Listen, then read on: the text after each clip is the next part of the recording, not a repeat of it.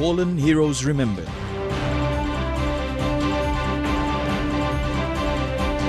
One killed after police chase in Port Moresby.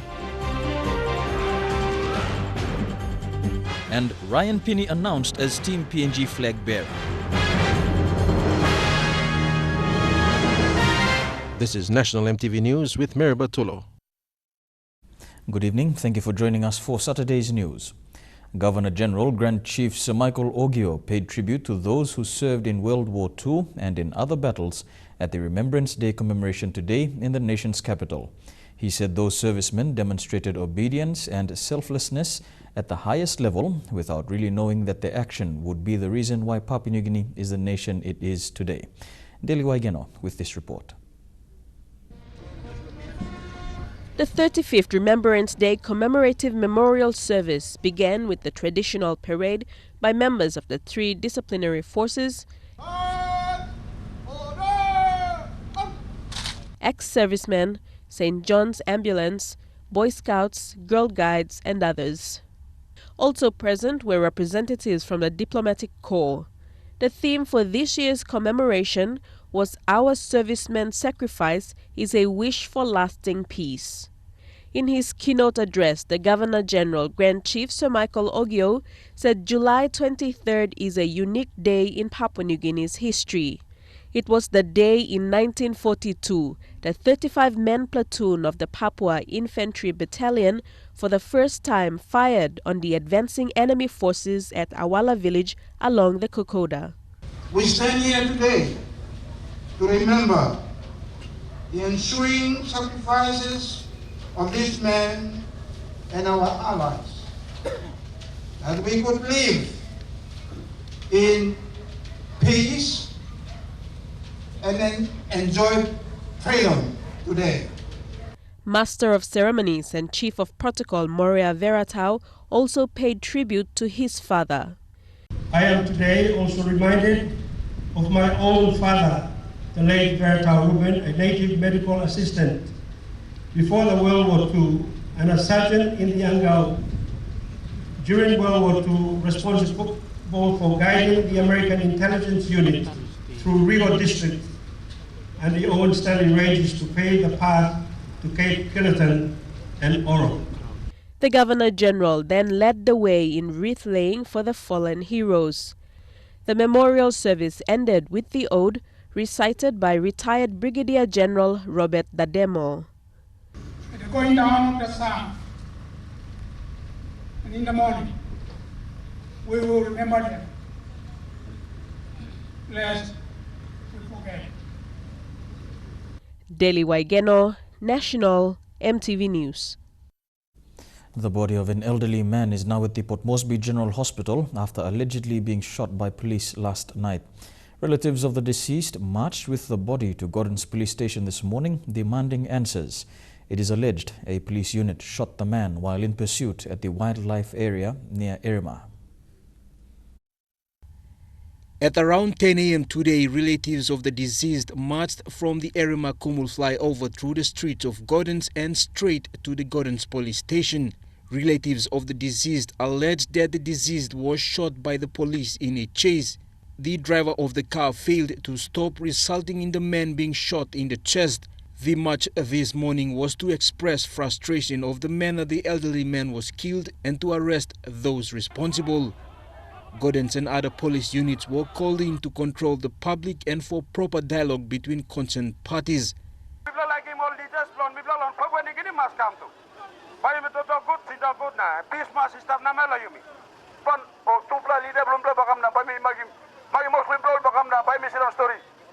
You look at right now, look at police man, you give order, nothing now, look at one set of second, nothing now. Police will work, nothing now, Ross Sepona. How this kind of corruption come out of this area? NCD Metropolitan Superintendent Ben Turi addressed the concerned relatives, stating police are aware of the incident and a team has been established to look into all matters involving alleged shootings by members of the police force. Like over the investigation long city and long country, by the team long walk in this long walk. One of the demand was something to put in the solo writing, some of the leaders, name is Ulug Langem. Police in Gordons will be meeting with relatives of the deceased to establish the cause of death and for police to release a statement.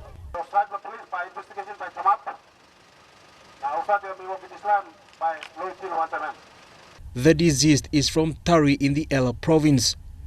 Meanwhile, police are yet to table outstanding incidents of police-related shootings, including the UPNG and the Anwabada incidents. Jack Lapave Jr., National EMTV News. National Tourism Minister Tobias Kulang says that the autonomous region of Bougainville is the last frontier and has the high potential to become a premier tourism destination in the Pacific. Minister Kulang says the national government, through its agencies, will ensure tourism is tapped into to assist the autonomous Bougainville government with much-needed internal revenue. In his recent ministerial visit to Bougainville, Minister Kulang was amazed with the potentials Bougainville has to offer. The visit was to explore available products and meet with stakeholders how to develop the tourism industry. It began in Buin South Bougainville, then to Central and North Bougainville, with some of the world's history making us stored, like Yamamoto's plane, Panguna Mine, and where the movie Mr. Pip was filmed. The place can be defined as the last frontier in terms of tourism in PNG and in the Pacific. Bougainville is the last discovered. It's been hidden away from the rest of the world, and now we are about to explode. Bougainville is going to take off.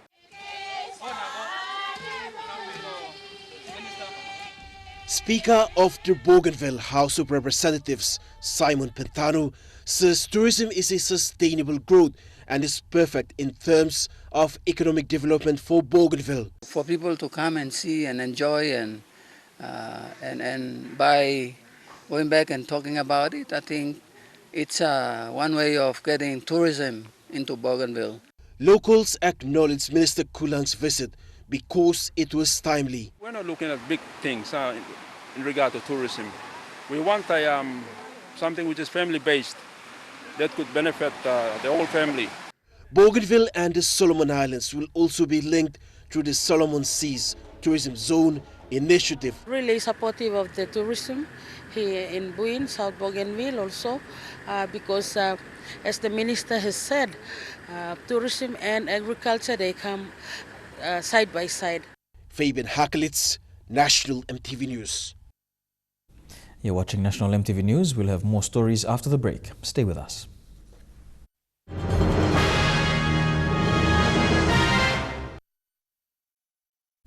Welcome back to the news.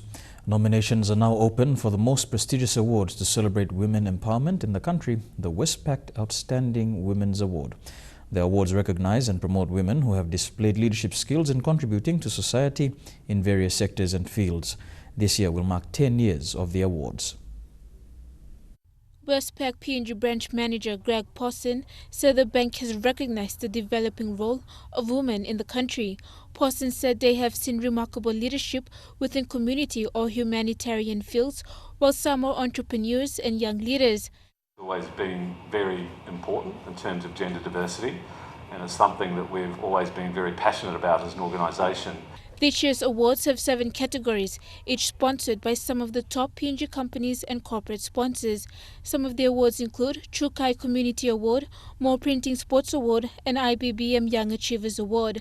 Last year's overall WOW Award winner and local businesswoman, Janet Sape, says the awards have not only given her recognition locally, but has led her to new paths in her career internationally. So many amazing women out there. I don't want them to underestimate themselves and think that they're not doing enough.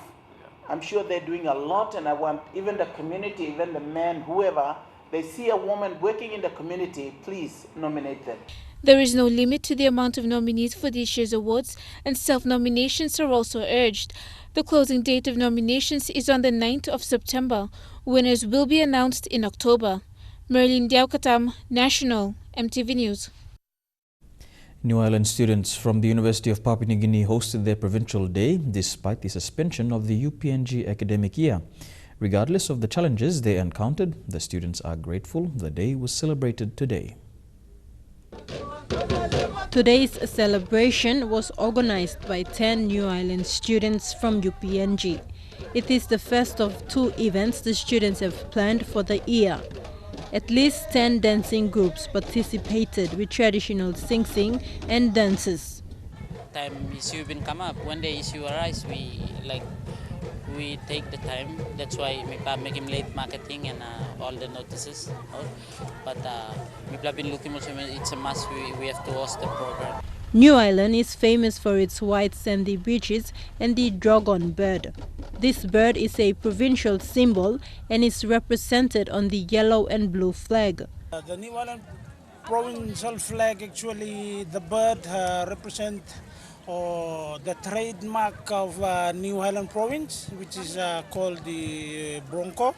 On a political level, the province is seeking autonomy. It has 2 members of parliament and a governor. The second part of the celebration will be a Battle of Ben, scheduled to occur in August. Thakla Gunga, National EMTV News. Turning overseas now, and 9 people were killed and dozens more injured after a gunman opened fire in a shopping mall in the southern city of Munich yesterday. The likely sole gunman has now been identified as an 18-year-old German-Iranian who had both German and Iranian citizenship. The gunman killed 9 people before apparently killing himself. Authorities said 16 people were injured in the attack, including 3 who were in life-threatening conditions and several children. The motive for the shooting is not yet clear, and despite earlier reports, there was no sign of any additional shooters involved in the incident. Coincidentally, the shopping center is next to the Munich Olympic Stadium, where the Palestinian militant group Black September took 11 Israeli athletes hostage and eventually killed them during the 1972 Olympic Games. Friday's attack took place a week after a 17-year-old asylum seeker wounded passengers on a German train in an axe rampage claimed by Islamic State. Bavarian police shot dead the teenager after he wounded 4 people from Hong Kong on the train and injured a local resident while fleeing. The incidents in Germany follow an attack in Nice, France on Bastille Day, in which a Tunisian man drove a truck into crowds, killing 84. Islamic State also claimed responsibility for that attack. Vanessa Knight, EMTV World News. Back home, and after days of walking the famous Kokoda track, 11 trekkers have finally arrived at the Owers Corner in Sogeri outside Port Moresby. The walk is a fundraising event which will go towards medical expenses for radio legend Roger Hawofa. Eric Harupma with this report. A total of 11 trekkers arrived this afternoon at the Owens Corner after 8 days of walking the 96-kilometer Kokoda trek. Among trekkers is Kidney for Kokoda team leader and Roger Aufa's daughter, Michelle Aufa. Speaking to MTV, Michelle said K4K is a fundraising initiative walk which will go towards the radio legend's medical expenses. You have to pay 1,000 kina for every dialysis session at a private hospital, and that's out of the reach of most Papua New Guineans. It's very difficult for us as a family to meet that for Roger. So we're raising funds to send him overseas for treatment and to see a specialist and to get a definite prognosis of the way forward. Roger was diagnosed with kidney failure last year. The walk is part of his fundraising to undergo kidney dialysis surgery overseas. Trekker Judy Abaija, who spoke of her experiences walking the trek, said, despite challenges, it's for a good cause. It does get emotional at times, absolutely, no doubt about that. But, it's for a worthy cause, so I think it was worth it. The total cost of dialysis surgery overseas is more than 200,000 kina. Eric Arupma, National EMTV News. You're with National EMTV News. NCD prepares to select hockey teams for PNG Games. Security dialogue continues for Under-20 Women's World Cup. Those stories and more in Trukai Sports after the break.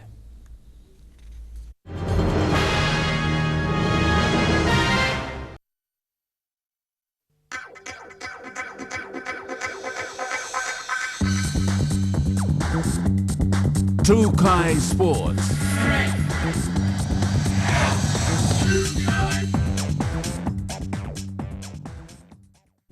Welcome to Trukai Sports. PNG swim star Ryan Pini has been chosen as the flag bearer for the Rio Olympics. Pini will be representing PNG in the 50-meter and 100-meter butterfly event. Elijah Lavette with more.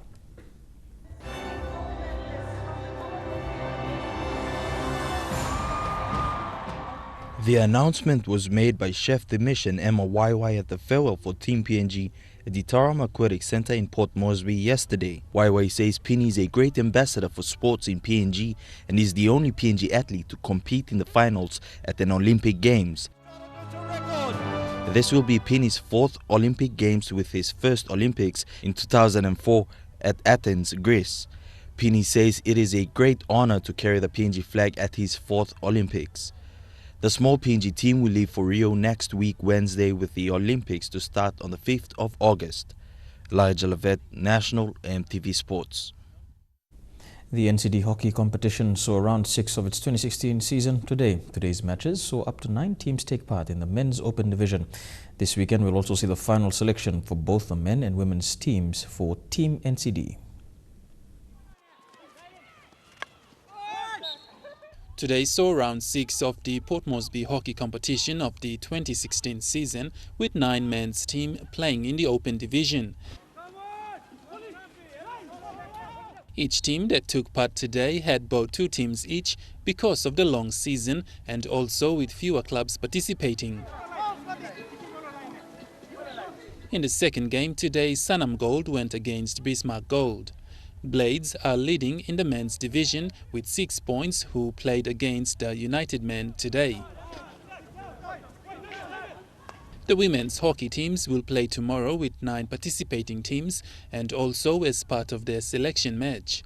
The final 2 teams for both male and female will be finalized by tomorrow before the list can be presented to NCDC to select the final team that will represent Team NCD in the Code of Hockey at the BSP PNG Games in Kimbe. Godwin Eki, National EMTV Sports. Preparations for the Under-20 Women's World Cup in November continues as more discussions are being held among stakeholders. The Royal PNG Constabulary is the lead agency for the public security and planning. Other committee members include representatives from National Maritime Safety Authority, National Security Advisory Council and PNG Fire Service. While the expectation of FIFA has been shared with stakeholders, together the committee will be working to ensure that the requirements are met from each agency. FIFA Local Organizing Committee Chief Executive Officer Seamus Martin said preparation is going according to schedule. Seamus says the security plan is not only to ensure the safety of the participating teams, but also the security of the fans, international media and visiting guests that will be in Port Moresby during the 3-week tournament. The operational order will have to be endorsed by the Royal Papua New Guinea Constabulary Commissioner and then the National Executive Council, depending on the details of the operation.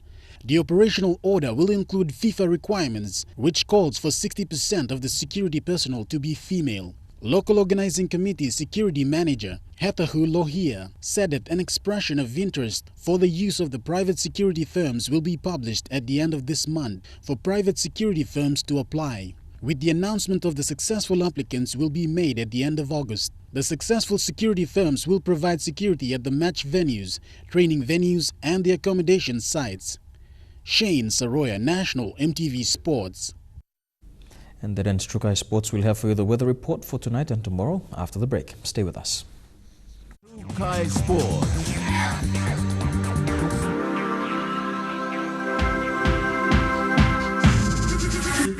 Trukai Sports.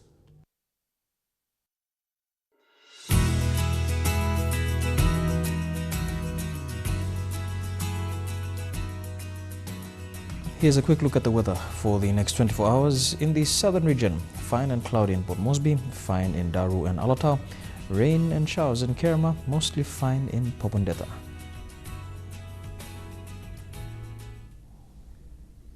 And that's the new sports and weather for today, Saturday, the 23rd of July 2016. From all of us here at EMTV, pleasant viewing. Good night.